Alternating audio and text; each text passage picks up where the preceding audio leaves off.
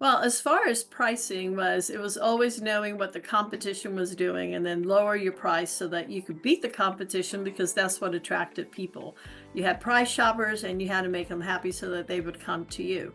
What that led was to an overabundance of clients that had to have their goals met and their expectations met. And they also felt that the fact that I had created their compliant work, that they could ask me and call me throughout the year for quick questions. I was their go-to person, and I had to make sure that I performed throughout the year in order to keep these clients. Well, that basically created a scenario for me, which I have called and related this analogy to many things, is that the tail was wagging the dog was not wagging the tail. Well, the clients that I had grown to love, now I got aggravated with them because I felt that they weren't realizing how much advantage they were taking of me, and I felt that resentful of that. So eventually what happened is that I didn't want to deal with them as much, and I didn't like that because that's not the kind of service I wanted to provide. I said there's got to be something, and by I say divine providence, you happen to be on a practice management that I was attending, and I listened to what you said, but the change was so scary. I thought, I have to do that. My big fear was my clients will not stay. I'm going to lose everything that I've worked at. She doesn't understand that. And I kept fighting in my head with you. You don't understand. You don't know this about this world. Right. But it turned out that you did.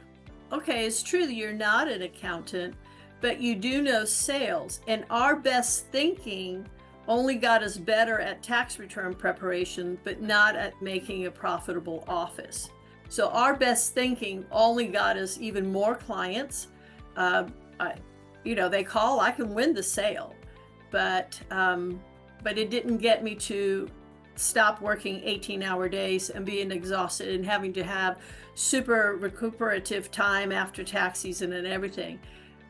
That best effort thinking wasn't going to work. So when I made that decision that if I knew what I was thinking wasn't working, that I had to trust somebody who said, I can get this for you. I'm happy at what I do.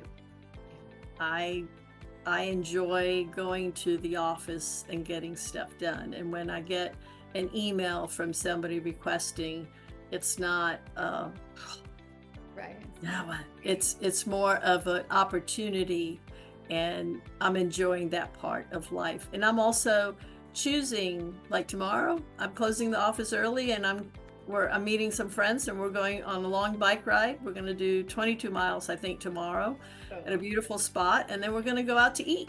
I never got to do that before because you took it from the ethereal to the practicum and step by steps so that I knew how I could speak to each situation. You had us do nuts and bolts, where in the past they would say, well, you need to do this for your practice management. You need to get rid of some clients and you need to do that. Well, how do we do that? Nobody tells you. They tell you what you need to do, but they don't tell you how to do it. I don't want to sound like everybody else that says, you just need to do it. Um, but I do encourage someone who's afraid to trust the process. I mean, that is something I've told my husband when he wanted to pick peppers early or something, saying, you got to trust the pepper. You got to wait and let the process happen. And that's all I'm saying. If our best thinking isn't getting us to where we want, then we need to trust someone else's best thinking and look at the tools that they're willing to offer, not just pie in the sky promises, but the fact that they're willing to stand behind and walk you right along, and offer a team of people that will help you if you get stuck. I just think that's amazing. There's a lot that's being offered with your program.